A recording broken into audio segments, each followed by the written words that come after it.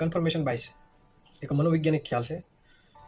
એ મનોવિજ્ઞાન ખ્યાલ એવું જણાવે છે કે તમે જે માન્યતામાં માનતા હોય, તમે જે દૃઢપણે માનતા હોય, એના સિવાયનું જે સત્ય છે એ સત્ય હોવા છતાં પણ તમે એને સ્વીકારી નથી શકતા. એને કહેવાય છે કન્ફર્મેશન બાયસ, એક મનોવૈજ્ઞાનિક ખ્યાલ છે. એને ઉદાહરણ તરીકે જોવું હોય તો આપણે એવું માનીએ કે આપણે જે જૂના સમયથી જે પરંપરાઓ અને સંસ્કૃતિઓ ચાલી આવશે. માની લો કે કોઈને બલિ ચડાવવાની એવી પ્રથા છે, તો એ પ્રથાને આ મનોવૈજ્ઞાનિક આપણે વૈજ્ઞાનિક રીતે રજૂ કરો કે આ પ્રથા ગલત છે, આ ના હોવી જોઈએ, એવો તર્ક રજૂ કરો કે આનામાં જીવ છે કાંઈ.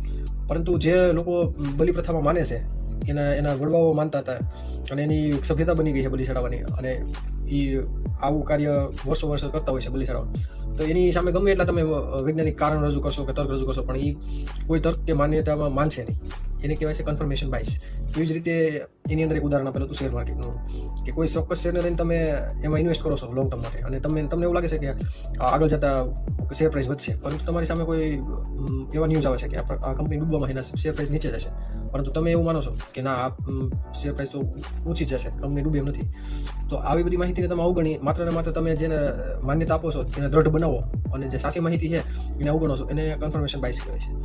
તો આપણે આ બધામાંથી આ બે વસ્તુમાંથી આપણે નીકળી અને એક ત્રીજા દ્રષ્ટિકોણથી વિચારવું જોઈએ. ઘણી વખત આપણે પણ ખોટા હોઈએ છીએ. તો આ ખ્યાલનો આપણે કઈ રીતે સાચી રીતે ઉપયોગ કરીએ શકીએ? Confirmation bias. તો આ રીતે આપણે એક દ્રષ્ટિકોણ કેળવવો જોઈએ કે આપણી જૂની માન્યતાઓ કે આપણે માનતા હોય, આપણે કહેતા હોય એ જ સાચું, પણ ઘણીવાર એવું નથી હોતું, અને ઘણીવાર એવું હોય છે સત્ય, તો પણ આપણે જોઈ શકતા નથી. તો આ એક મનોવૈજ્ઞાનિક ખ્યાલ હતો.